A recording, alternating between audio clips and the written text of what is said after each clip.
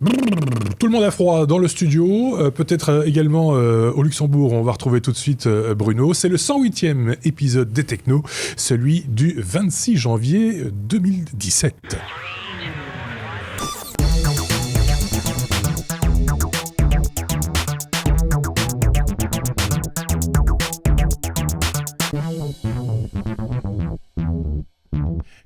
Oui, on subit encore les frimas cet hiver, c'est normal, et ça ne va pas s'arrêter là, bien entendu, mais quoi qu'il en soit, ça ne nous empêche pas de suivre l'actualité technologique avec, par exemple, de ce côté-ci, Bruno. Salut Bruno. Salut. Au Luxembourg, il fait frisquer là-bas aussi. Hein, Oui, attends, je regarde juste sur ma station Netatmo, il fait -6 en ce moment, ça va? C'est scandaleux. De ce côté-ci, on a Xavier qui habite au bout de la rue, mais qui a failli se geler le bout du nez en venant jusqu'ici. Alors moi, je vais regarder sur mon Snugger.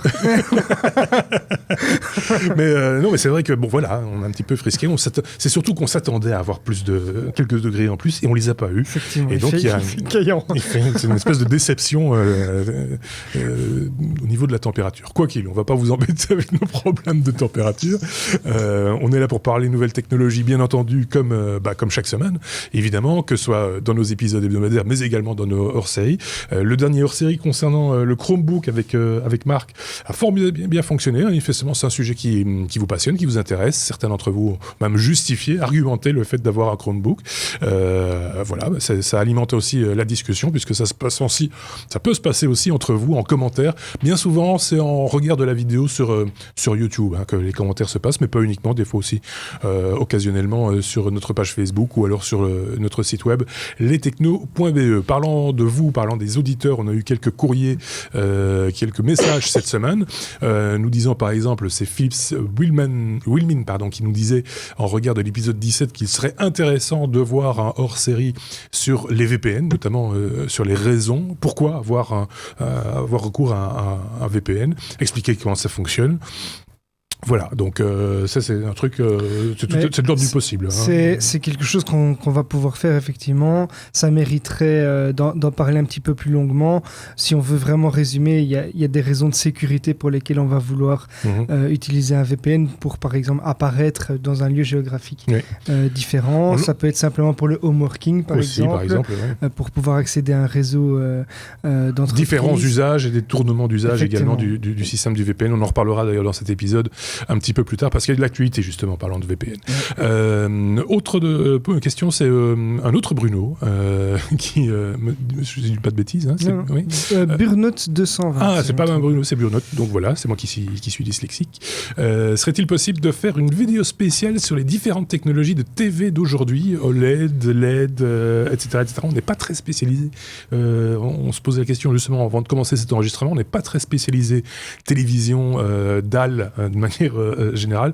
Quand on a une information, on creuse un petit peu la question, on se renseigne de notre côté pour savoir de quoi il s'agit. On pourrait éventuellement, Bruno se le proposait justement d'enquêter là-dessus, Bruno, d'aller jeter un petit coup d'œil, de voir ce qui existe et de peut-être faire une synthèse, mais ce ne sera pas un retour d'expérience comme on a l'habitude de le faire dans les hors-séries, ce sera plus de l'information glanée là et là. Quoique, parce qu'on est tous passés par toutes ces différentes technologies, en allant du plasma, en passant par le LED, l'OLED, l'AMOLED, donc on a tous eu dans les mains ces dalles-là, peut-être pas les plus récentes.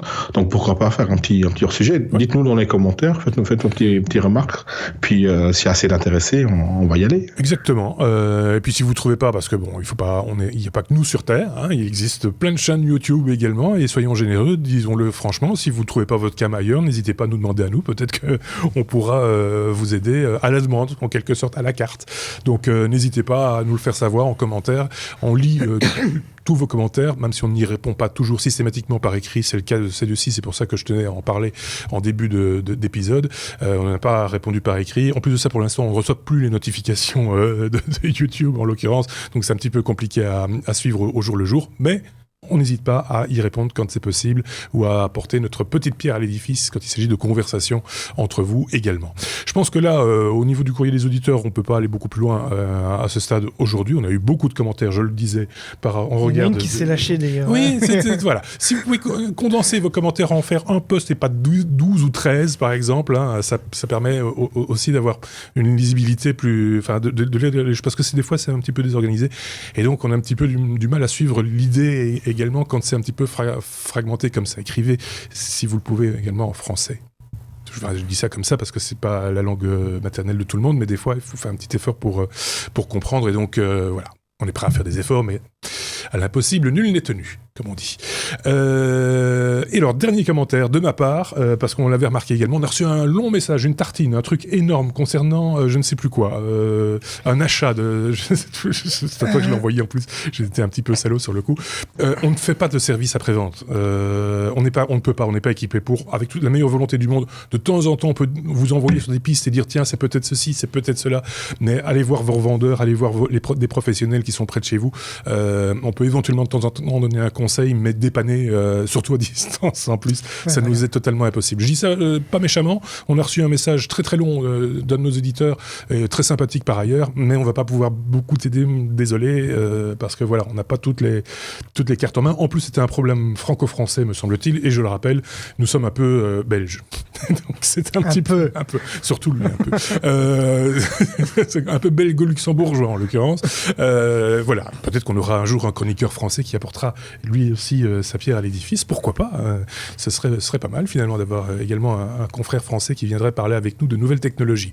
Chose que nous allons faire de suite avec notre abécédaire classique. Et on commence avec la lettre A. A comme Apple. Et je vais passer la parole à Xavier pour parler de Apple qui réclame une grosse somme d'argent, mais alors une très grosse somme d'argent à Qualcomm. Xavier. Ça peut vous étonner, mais je vais vous parler d'Apple, effectivement. Oui. Donc en fait, c'est une annonce qui a été faite récemment. Le fabricant Apple réclame une belle somme à Qualcomm, qui est son fournisseur de puces, notamment les fameuses Snapdragon, et il veut lui réclamer $1 milliard. Donc c'est une somme qui n'a pas été inventée comme ça. En fait, c'est simplement parce que Qualcomm avait accordé une réduction d'1 milliard à Apple en échange d'un contrat sur une période d'exclusivité concernant justement les puces Snapdragon entre 2011 et 2016. Seulement, le régulateur y voit des pratiques anticoncurrentielles et d'abus de position dominante, et Apple a en plus précisé qu'il n'avait pas eu la réduction que j'ai citée précédemment et exige donc un remboursement pour le même montant, donc $1 milliard. Alors Qualcomm refuse et en parallèle, Apple accuse la société de vouloir lui rembourser le montant en échange d'un faux témoignage devant la justice sud-coréenne qui avait condamné Qualcomm pour un montant de 850 millions d'amendes pour des raisons similaires. Et c'est pas la première fois que Qualcomm fait parler sur le sujet, puisque la société avait également été attaquée en Chine pour des pratiques déloyales envers sa concurrence en Chine. Donc voilà, affaire à suivre, et Apple se dit prêt et se réjouit de pouvoir se justifier devant la justice. Donc on peut avoir des bons produits, avoir des méthodes commerciales douteuses. Donc c'est un des multiples procès un des multiples procès. Mais enfin là, la somme est jolie quand même. La somme est jolie. Elle est rondelette. On reste à la lettre A comme Apple, Bruno, pour parler de Siri, qui sera bientôt plus intelligente. Elle apprend tous les jours, Siri. Oui, non, en fait, pas vraiment. Parce qu'en fait, à chaque année, Siri, on lui rajoute des fonctionnalités. Mais en fait, Siri est un peu à la traîne par rapport à ses concurrents, de Google Assistant, Alexa surtout, qui de nos jours ont une intelligence artificielle bien supérieure à Siri, une intelligence contextuelle dans ce cas-ci.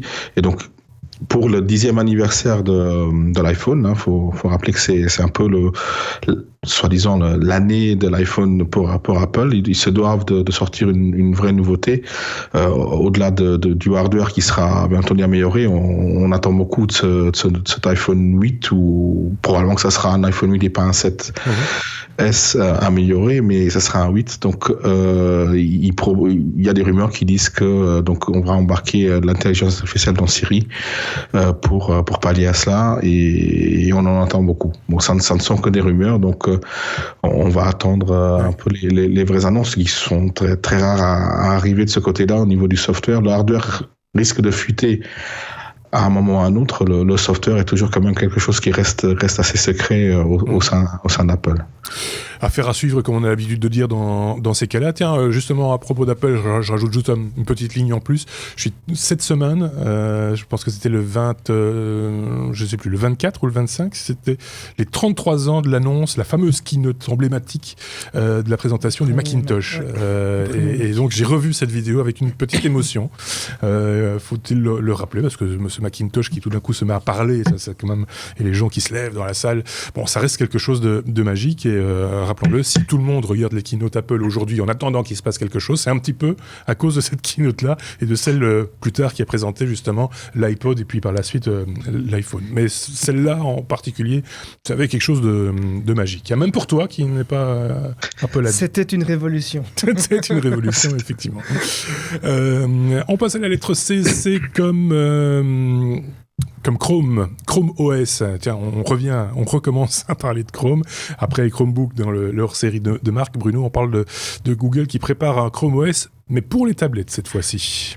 Oui, donc effectivement, Marc avait parlé d'une convergence des différents systèmes d'opération, donc Android, Chrome OS, iOS, macOS, etc.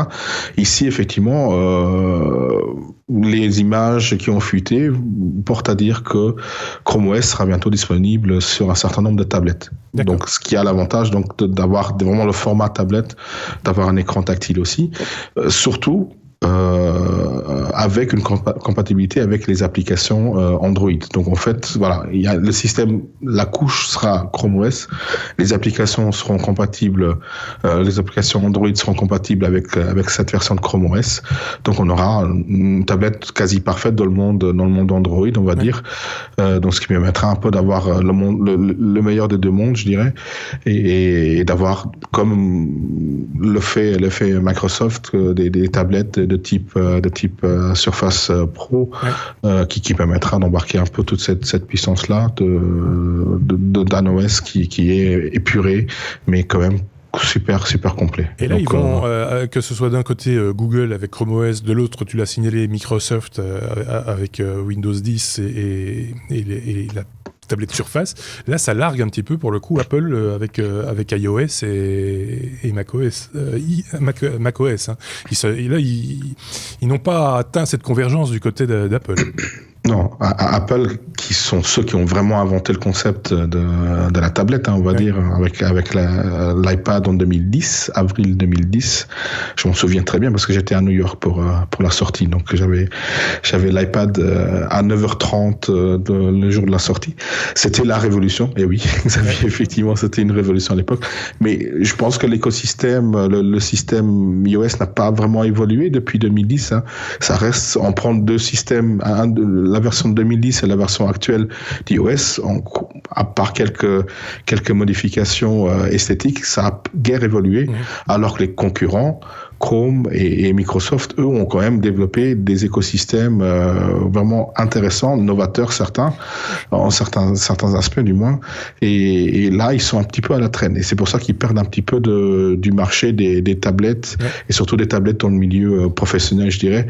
Et vu que l'utilisateur particulier n'a pas intérêt à changer de tablette tous les ans, par contre, dans le milieu business, là, on a intérêt à avoir toujours ce qui se fait de mieux.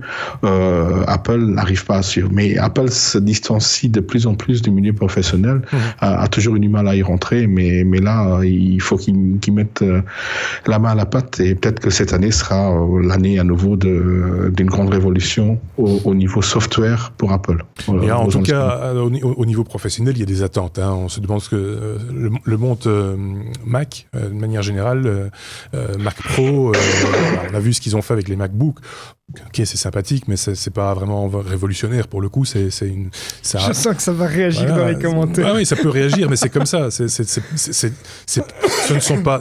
Arrêtez de tousser, je vous ai une grande malade. C'est pas des révolutions. Ce ne sont pas des mauvais produits. Ne me faites pas dire ce que j'ai pas dit, mais c'est pas non plus révolutionnaire. En même temps, il faut pas faire la révolution tous les 2 ans non plus. Mais là, pour le coup, chez Apple, côté ordinateur, ça se fait attendre quand même. Hein. Le Mac Pro, le pot à tabac. Et à mon avis, il a un peu vécu, quoi. Il va peut-être falloir passer à autre chose parce que, voilà. Bref, ne nous fusillez pas dans les commentaires. On n'a pas dit du mal. On a juste dit que, voilà, ça pouvait être mieux. Ça peut toujours être mieux. on aime tous Apple. Oui, surtout toi. On utilise tous les produits Apple. Donc, oui, on utilise ce qui se fait de mieux. Voilà. Et certains produits Apple sont mieux que d'autres. Ouais. Mais il faut avouer ce qui est à avouer. C'est qu'ils sont un petit peu à la traîne au niveau du développement software, surtout. Ouais. Le hardware, ça a toujours su que Apple fait des très bons produits, très design, mais qui ont toujours été un petit peu à la traîne au niveau des performances. Ça, c'est clair. Et là, on est à la traîne au niveau des performances, mais on est surtout très haut au niveau des prix. Ouais. Donc, c'est ça un peu le problème. Ok, c'était la lettre C comme Chrome OS. La lettre A comme Apple, il y a une touche qui vous permet de revenir en arrière, si vous voulez. Allez, on continue. Et on fait un grand saut avant que tout le monde ne meure dans ce studio et de l'autre côté là-bas. La lettre M, cette fois, M comme marché des apps, Bruno. On est tous malades, effectivement, et pourtant, on critique Apple et ça va très bien pour Apple. Oui, c'est vrai. En fait, en 2016, figurez-vous que le marché des revenus générés par des applications, que ce soit achats d'applications et les achats in-app, ont augmenté de 40% par rapport à 2015. Donc, c'est quand même énorme. Donc, on est sur un marché que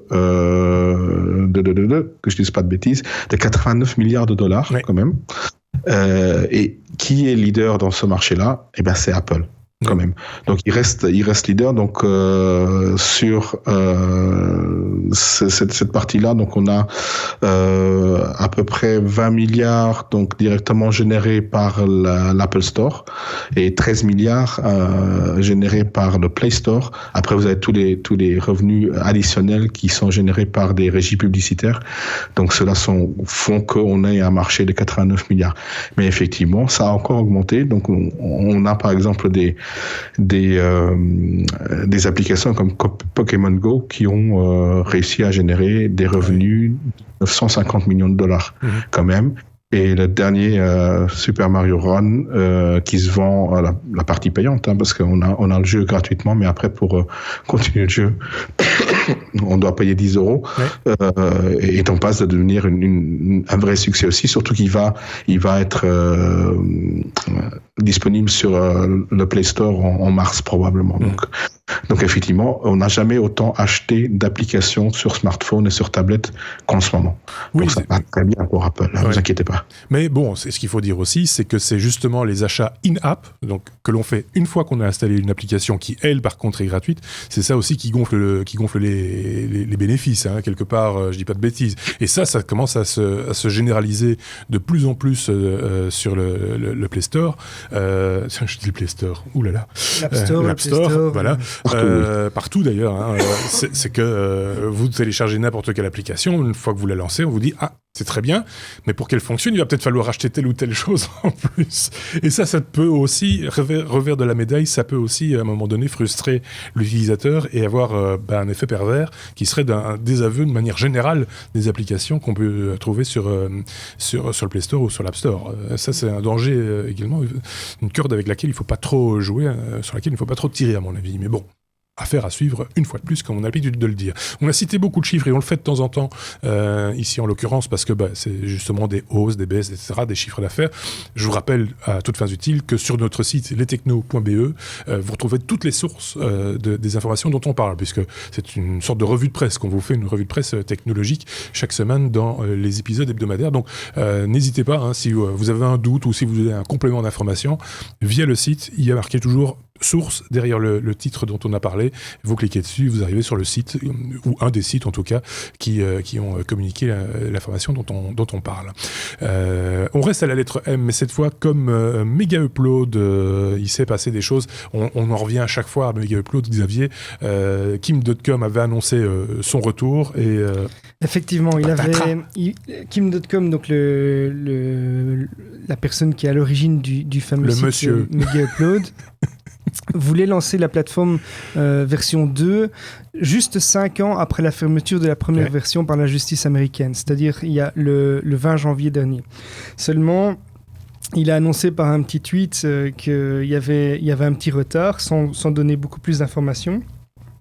Et puis, il a finalement annoncé que il a finalement expliqué des raisons et que ce serait notamment à cause des autorités canadiennes. Alors, juste pour un petit retour en arrière, la version Mega Upload 2.0, Kim.com voulait la financer via le crowdfunding, mais il n'avait récolté qu'1 million sur les 4,5 millions qu'il avait jugé nécessaires. Alors, il a donc décidé de fusionner Bitcash avec une société canadienne qui est cotée en bourse pour trouver les fonds, ce qui aurait, selon ses estimations, dû lui rapporter 12 millions de dollars.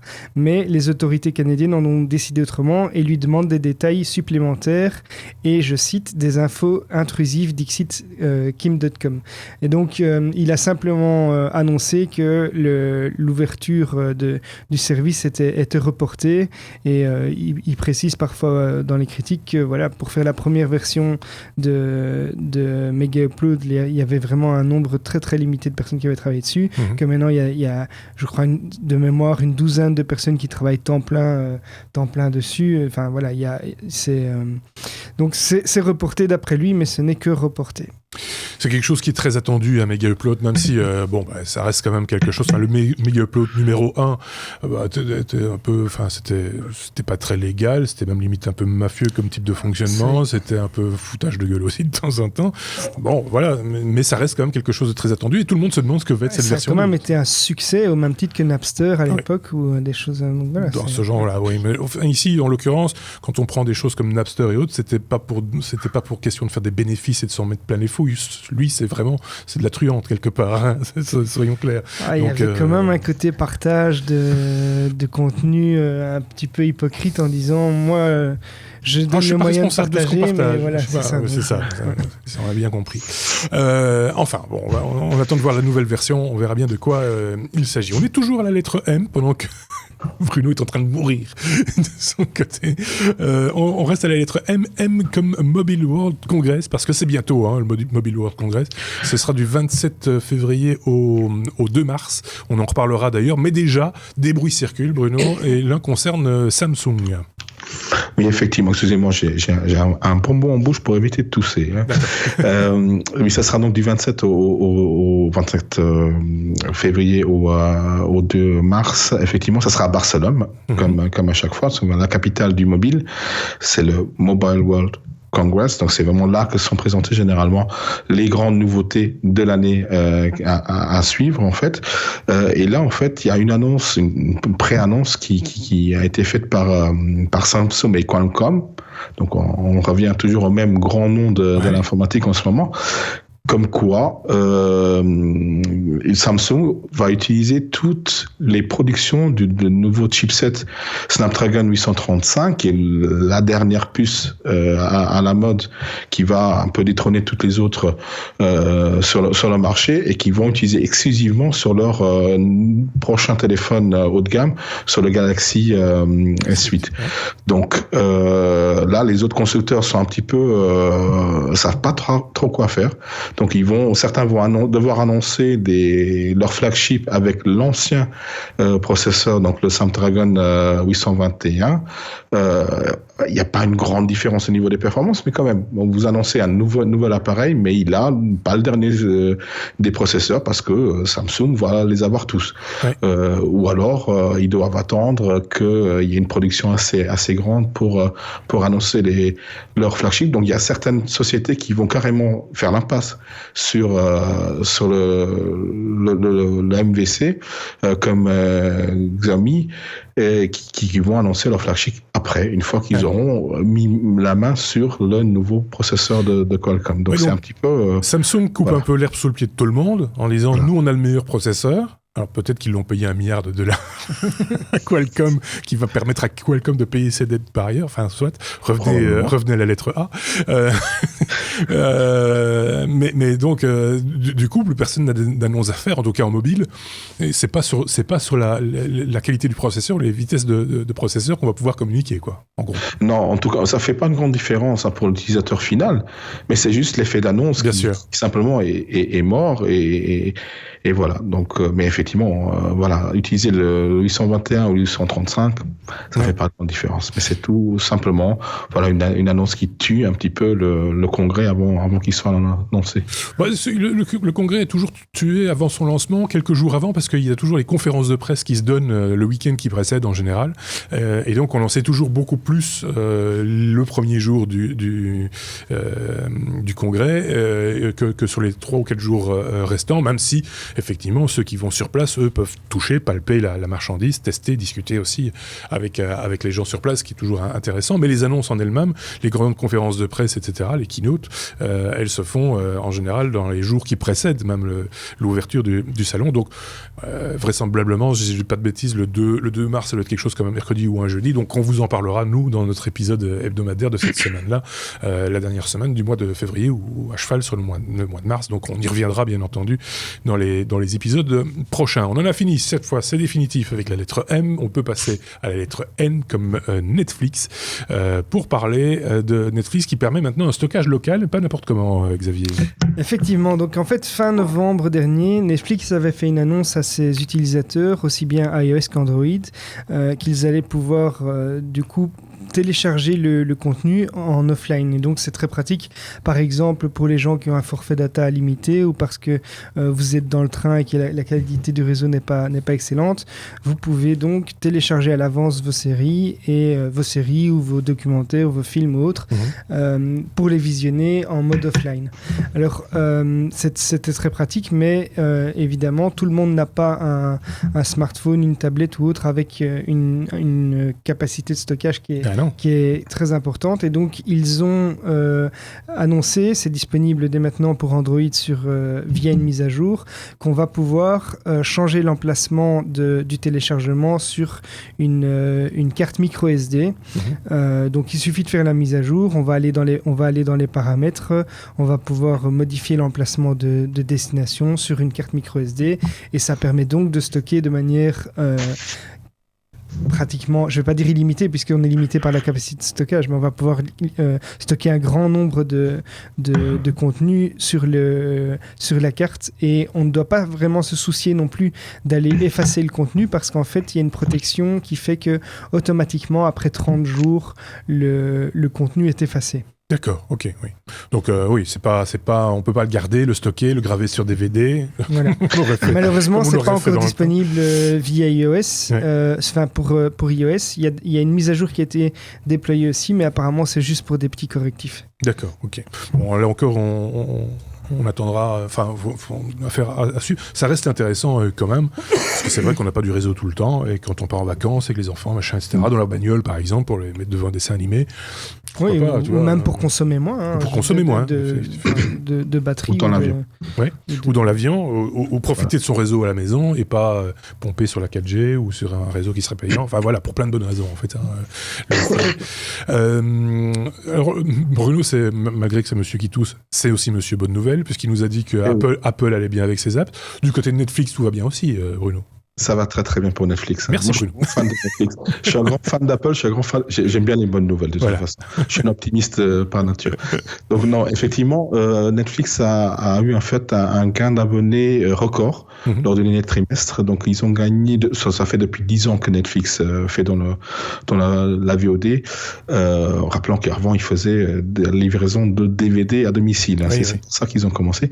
Mais donc là, ils revendiquent presque 94 millions d'utilisateurs fin décembre, et en 3 mois ils ont gagné plus de 7 millions d'utilisateurs, dont ils avaient prévu juste 5 millions, donc ils ont gagné 2 millions en plus.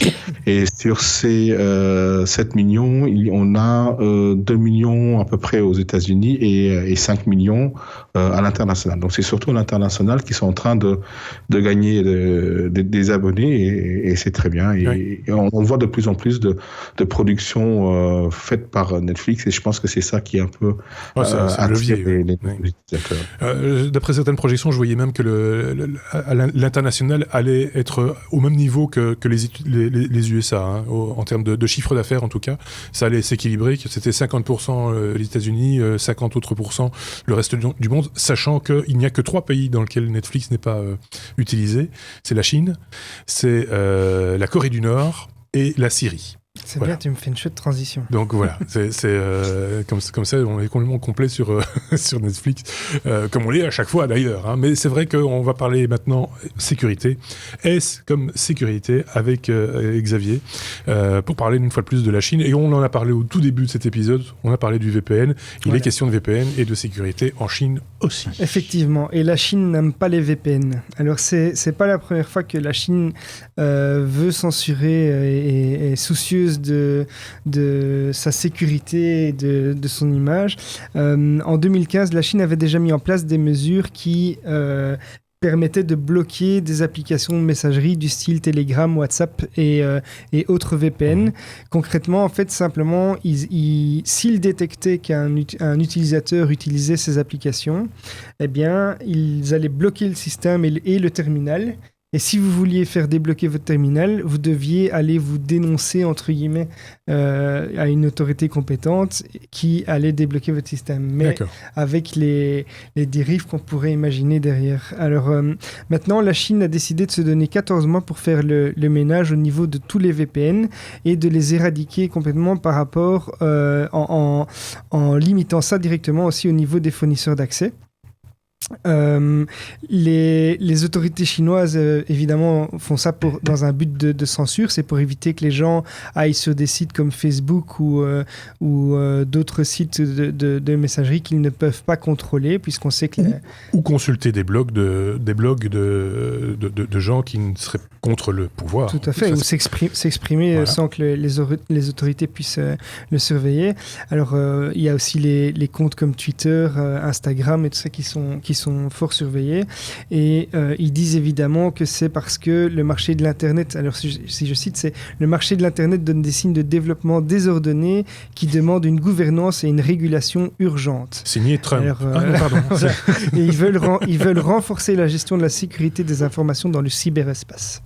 Donc voilà, ils vont essayer de s'attaquer donc au VPN, et donc on va devoir trouver des autres solutions dans ces pays. Je le disais en rigolant, mais c'est le genre de phrase qu'aurait pu prononcer Trump. Hein. Il a dit des couillonnades aussi énormes que celle-là également il n'y a pas tellement longtemps. Rappelons que la Chine n'est pas une démocratie, que les États-Unis n'en est plus une non plus. Ou presque. On a dit qu'on ne parlait pas de politique. On parle pas de politique. Non, par contre, on peut parler de Trump. De Trump. Et de couillonnade. Et de couillonnade belge en plus. Oui. En fait, là, un petit cocorico. Il y a un Belge qui s'est moqué de manière vraiment très intelligente de Donald Trump. En fait, il a réussi à hacker, entre guillemets, c'est pas vraiment hacker, mais le compte Twitter officiel du président Trump. Donc, ce qu'il a réussi à faire, en fait, c'est que un des tweets du président, un vieux tweet, effectivement, affiche une chanson, une espèce de vidéo où on parle de poupées russes et où le président est évidemment dans une situation un petit peu embarrassante. Et donc, c'est un joli coup parce qu'en fait, ce qu'il a fait est tout à fait légal. On ne peut pas lui reprocher. Et comment est-ce qu'il a procédé ? En fait, moi, je me posais la question au début, puisqu'il a réussi à faire vraiment à ce qu'on voit le clip vidéo dans le tweet du président sur le compte officiel. Et le hacker belge a simplement consulté tous les anciens sites que le président référençait, et il a trouvé des sites qui n'étaient plus utilisés, et il a racheté un site, un nom de domaine, donc tout simplement il a posté le contenu sur le nom de domaine, et Twitter automatiquement, en parcourant en rafraîchissant les tweets, a affiché du coup son post. Donc c'est un joli coup, ça a fait parler de lui pas mal, et c'est en toute légalité, on peut rien lui reprocher, on peut juste lui reprocher d'avoir acheté un nom de domaine qui était disponible. Donc, ça reste un hack, mais intelligent, quoi. Tout à fait. C'est plutôt malin, c'est plutôt rigolo. La chanson en question, c'est une chanson c'est un néerlandophone. Oui, je vais quand même le citer. C'est un Belge, donc c'est Indy de Keukeler, âgé de 21 ans. Voilà, et la chanson, c'est une chanson en flamand, je pense, pour le carnaval d'Alost ou quelque chose comme ça. Oui, c'est ça, tout à fait. Et qui parlait de prostituées russes, en l'occurrence. Exactement. Voilà, donc, après, évidemment, il n'y a qu'une très petite partie du monde qui parle le néerlandais. C'est dommage, il aurait dû mettre quelque chose en anglais ou en espagnol, par exemple. Mais il a fait ça vraiment pour s'amuser, peut-être voilà. Au départ. Mais ça a fait le buzz. Ça reste pas mal, c'est effectivement. Xavier, on reste chez toi, justement. parce que le président Trump, un petit peu comme Bush, ça va faire hurler quelques-uns, rien que cette phrase-là déjà fait hurler, mais bref, moi je me rappelle quand Bush était élu il y a 8 ans, il était accroché à son BlackBerry. Mais les services secrets, la NSA, etc., ils disaient « Ah non, c'est pas assez sécurisé, machin, et on va vous donner un téléphone sécurisé. » Et il n'a pas voulu, il voulait garder son BlackBerry. Ici, c'est un petit peu la même chose. Trump est accroché à son appareil Android. On suppose que c'est un Samsung Galaxy quelque chose, non ? Je ne sais pas. Honnêtement, je ne sais pas. Je sais. C'est ça. S3, oui. Et donc, il est accroché et il ne veut pas s'en départir. Hein. C'est son Effectivement. appareil. Donc, on a déjà pu constater que le président Trump utilisait son propre compte Twitter qui communiquait via des moyens qui n'étaient pas surveillés, et donc ça ne plaît pas du tout évidemment à la défense nationale, à la défense, au service de sécurité de la Maison Blanche, et ils lui ont mis à disposition un smartphone BlackBerry qui a été vraiment complètement retravaillé pour correspondre d'un point de vue de sécurité aux exigences de la Maison Blanche, mais après s'être fait confisquer son téléphone Android, il a quand même récupéré la chose, et il continue à utiliser son compte via son téléphone Android. Et il a piqué suite son fils, vous savez, le petit de 10 ans, la baronne. Il a piqué son smartphone, c'est bien le genre. Hein. Un smartphone en or avec marqué Trump dessus. Donc voilà, il en fait un petit peu qu'à sa tête à ce niveau-là, et il a d'ailleurs fait encore des bourdes avec Twitter, où il a fait des erreurs d'orthographe assez flagrantes, et on voit qu'il y a pas de filtre, donc non. Mais bien souvent, je ne sais plus qui disait ça, il faut regarder l'heure à laquelle il publie ses tweets. Bien souvent, c'est en pleine nuit, à 3h du matin, pas pour nous, hein, pour lui. Donc c'est un insomniaque, à un moment donné, sans aucun contrôle, sans aucun avis de qui que ce soit, il envoie son... Mais moi, je trouve ça complètement affolant qu'une personne comme ça, il n'y a pas un service de com de cinquantaine de personnes qui réfléchissent à chaque caractère qui est tapé. Ouais, mais là pas. Voilà. Et donc là, lui, il ne veut pas, il veut garder son Android. Pour la petite histoire, et pour parler de Twitter, etc., il y a quand même eu un moment mignon cette semaine. C'est justement par rapport à son fils, le gamin, qui se fait allumer sur Twitter parce qu'ils ont fait des gifs animés de lui qui baille, qui met son doigt dans son nez, machin, etc. Et je pense que c'est la fille qui d'Obama, et également je pense quelqu'un du côté des Clinton qui a retweeté en disant arrêtez de vous foutre de lui il n'a pas demandé à ce que son père soit président, il subit, arrêtez de oui, voilà. C'est un enfant, et je trouvais ça plutôt mignon d'agir de la sorte, et fair play et tout ce qu'on veut, enfin voilà, ça remet un petit peu les choses aussi à plat, et c'est vrai que c'est un peu dommage de s'attaquer à un enfant finalement il a que 10 ans, il n'a pas pu faire beaucoup de conneries dans sa vie, lui, par contre, hein, soyons honnêtes. On attendra peut-être c'est encore discutable. Mais... Oui, on va attendre un petit peu quand même. Bon, allez, on passe à la lettre T. Qu'est-ce qu'on dit comme connerie cette semaine ? T comme TV 3D, si vous le voulez bien, Bruno. On va parler de la télévision 3D, ou en tout cas ce qu'il en reste. On ne va pas parler de politique, ça suffit. Hein, pour cet épisode, on a épuisé notre quota politique, je pense, pour toute l'année. J'ai entendu dire qu'il picole la nuit aussi. Mais bon, mais cela ne nous regarde pas. Voilà. Non, on va passer à quelque chose qui nous intéresse. Oui. La télé 3D. Non, ça ne nous intéresse pas du tout, en fait. Pourquoi ? Parce que c'est fini. Tout simplement, au dernier CES, on n'a vu simplement aucune annonce de télé 3D. Pourquoi ? Parce que ça n'évolue pas, et parce que les gens ne s'y intéressent plus du tout. Le concept de télé 3D est apparu en 2009, où le film Avatar est sorti au cinéma. Donc il n'y a plus que les salles de cinéma qui croient encore dans la 3D, parce que ça leur apporte un petit peu d'argent, parce qu'on a payé un supplément sur les lunettes et sur le film qui, soi-disant, est plus cher à projeter. Donc, je vois pas pourquoi. À produire, en tout cas, c'est sûr. À produire, certainement, effectivement. Mais voilà, beaucoup ont sauté le pas et se sont dit, oui, on va acheter une télé 3D pour la maison, ça sera super, super. Mais il n'y a pas de contenu, ça n'évolue pas. Donc, les grandes nouveautés ont été au CES, vraiment la 4K qui se généralise, et le HDR qui va vraiment permettre d'avoir des meilleurs rendus, la taille des dalles, la finesse des écrans. toutes ces nouvelles technologies dont on fera peut-être un hors-série, mais la 3D, c'est mort. Donc, n'achetez plus de télé 3D, ça ne sert plus à rien. Et pensez à revendre la vôtre. Oui, si quelqu'un veut l'acheter, ou alors en pièce de collection, peut-être. Xavier. Je suis quand même assez surpris. Alors, je comprends que ce soit plus rentable et qu'ils n'en produisent plus parce qu'il n'y a pas assez de monde qui s'en intéresse. Mais en soi, bon... Même si j'ai pas vu des tonnes de films en 3D, des jeux vidéo. La première fois que j'ai vu ça, j'étais soufflé. Moi, je trouve que c'est vraiment impressionnant. Et personnellement, je trouve qu'il y a un intérêt dans la 3D. Après, tous les films il n'y a pas un intérêt à regarder tous les films en 3D. Je comprends qu'il y a des personnes qui supportent pas ça très bien, mais voilà, pour moi, il y a des contenus qui valent vraiment la peine d'être vus en 3D. Certains contenus. Oui. C'est un petit peu comme la VR ou le film à 360 degrés. Oui. Il y a certains contenus qui voilà, c'est sympa, on a l'impression de nager avec les dauphins ou de voler avec les avions, machin. Mais pour raconter une histoire, non, probablement pas. Mais il y a des films où des films d'action, des films avec des paysages incroyables. Oui, peut-être, mais là pas. C'est peut-être, effectivement, c'est le marché qui décide. Hein. Oui, tout à fait. Je vois Bruno de son côté qui rigole dans sa barbe. Pourquoi rigoles-tu ? Attends, il faut pousser sur le bouton parce qu'on ne t'entend pas. Voilà. C'est toujours les films pour adultes qui fonctionnent. Donc là, à mon avis, il y a la VR.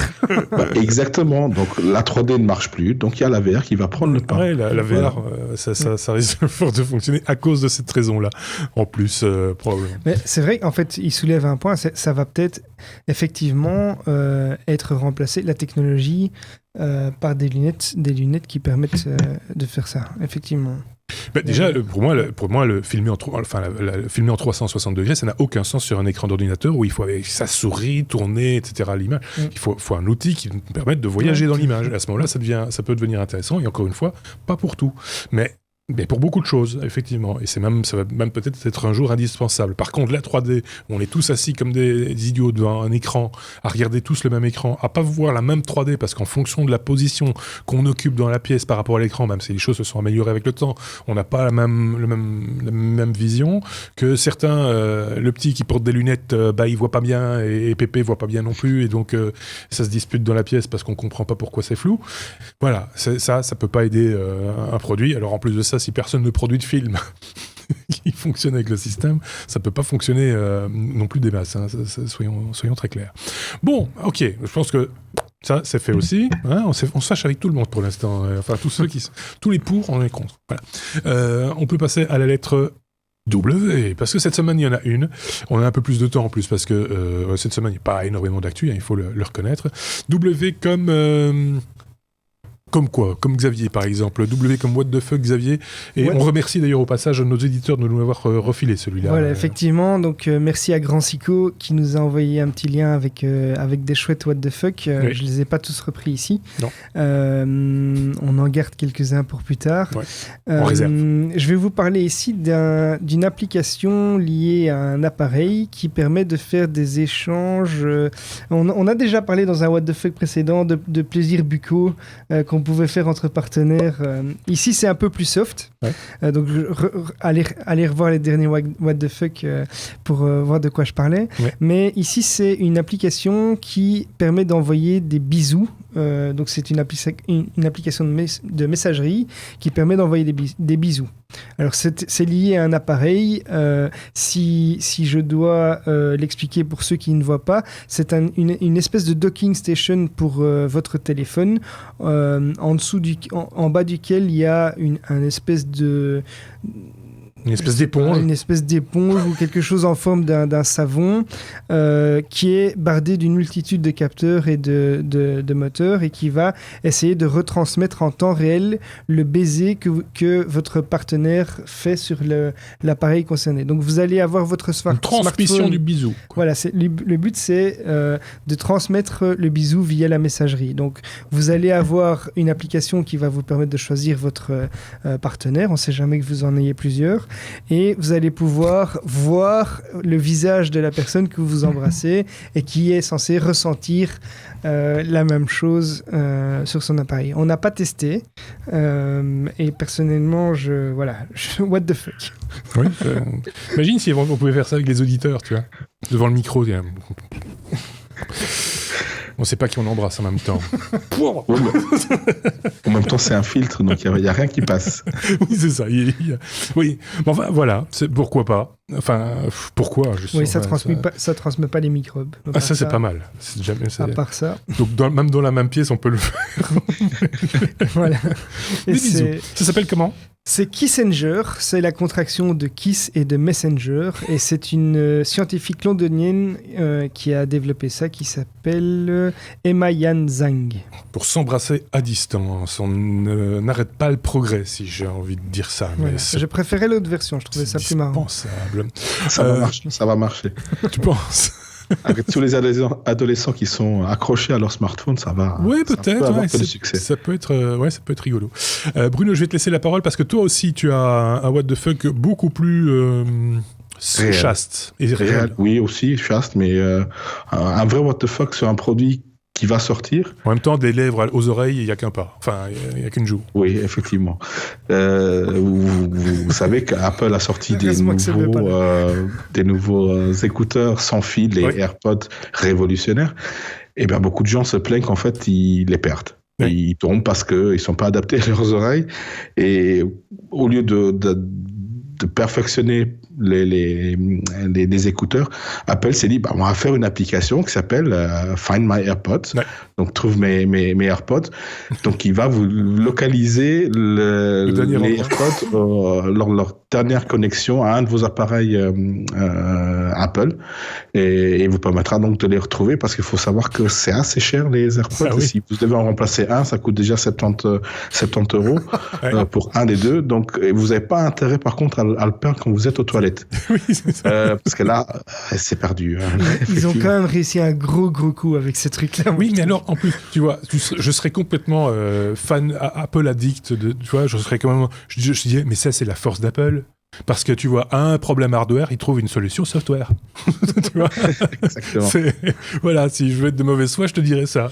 Là, en l'occurrence, je pense qu'il y a un problème d'ergonomie du bidule et qu'ils se rendent compte peut-être maintenant et à leur dépens que tout le monde n'a pas les mêmes oreilles. Et que voilà. Ils vont vendre des accessoires pour faire tenir les AirPods aux oreilles. Oui, ça s'appelle du papier collant. C'est iPaper. Voilà. Oui, mais on aime Apple, hein. Apple se porte bien. Voilà. Oui, mais Apple se porte bien. On va se faire troller, moi je vous le dis, hein. C'est le numéro 6. Et Netflix aussi. Bon, ben voilà, ce qui conclut ce 108e épisode des Technos, un tout petit peu plus court que d'habitude, mais bon, comme je vous le disais, il n'y a pas toujours beaucoup d'informations, d'actualité non plus. Il y en aura peut-être plus la semaine prochaine, et là, du coup... Il fait froid. Oui, pour l'instant, en plus, il fait froid. Donc, on explosera peut-être les timings une prochaine fois. Quoi qu'il en soit, n'hésitez pas à rajouter vos commentaires, à rajouter vos informations également, à nous communiquer vos infos et éventuellement vos suggestions, comme vous avez l'habitude maintenant, pour certains en tout cas, de le faire. Vous pouvez généraliser la chose. Nous, on essaye de faire au mieux, hein, comme toujours, en fonction du temps qu'on a également à y consacrer. Merci Xavier, qui va retourner dans le froid. Merci également à Bruno, hein, qui a gardé ses chats à l'intérieur. Moi, j'ai vu ça, il a envoyé une photo de ses chats qui attendaient devant la fenêtre. J'ai vu. Hein, assis sur le radiateur, parce qu'il faisait trop froid. Les chats sortent pas, il fait tellement froid. Il fait trop froid dehors. Donc voilà. C'était la météo, selon les technos. Passez une très très bonne semaine. À très bientôt. Au revoir.